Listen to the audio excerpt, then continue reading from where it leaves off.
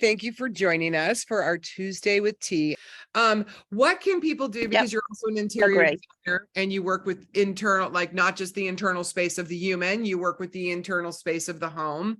What kind of things, I do.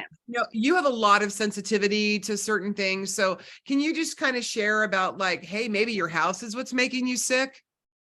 Well, that's exactly. So one of the things that I had found that was making me sick was mold because of my job, because I was, in an institutional setting and I had mold throughout my system, which wreaked havoc on my body. So first thing, check your house for mold.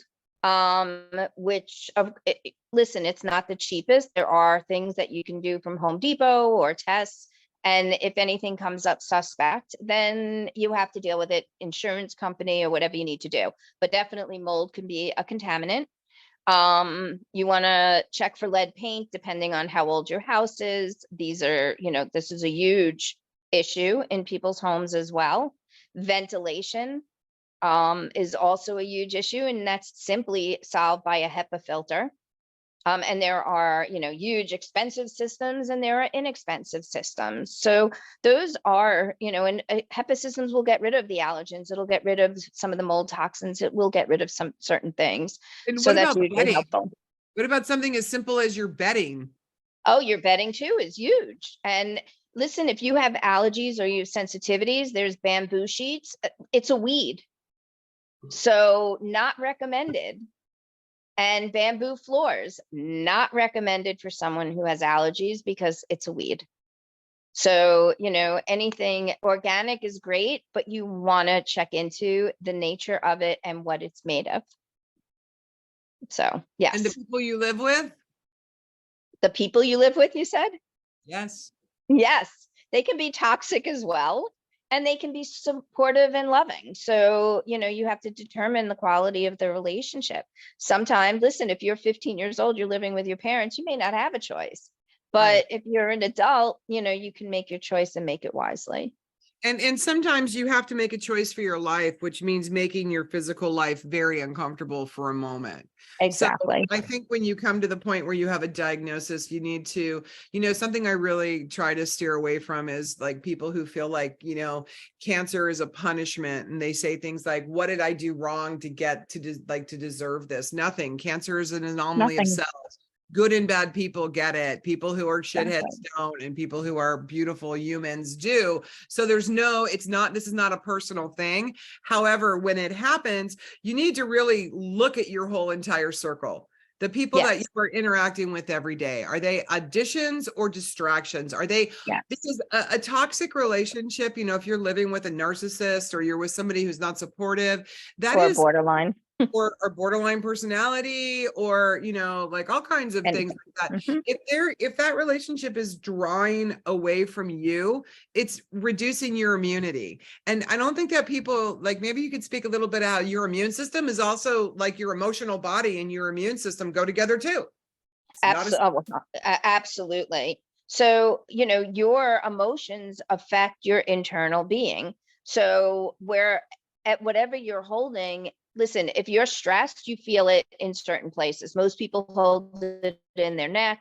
They can hold it in their fist. They can clench their teeth. They can maybe, clench their toes, but you hold that frustration or that anxiety or that stress in different places in your body. It's the same thing with joy. It's the same thing with depression. If you feel locked in or you feel you're not getting supported or you're stuffing your emotions, it's going to come out somewhere in your physical body.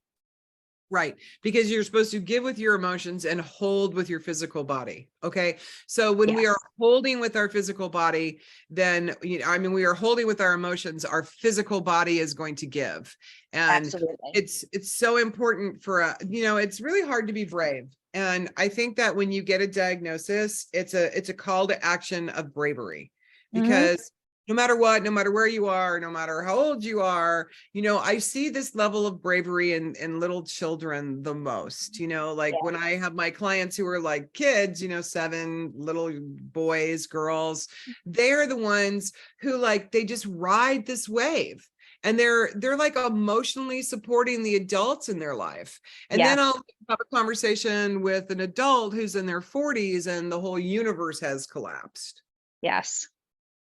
Yep, it's very true. And we learn that, Yeah. unfortunately.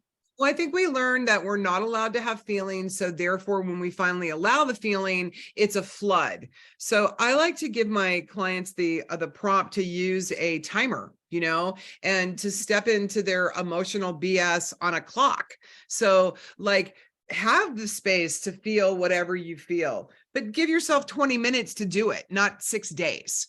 Be Right. disciplined with it.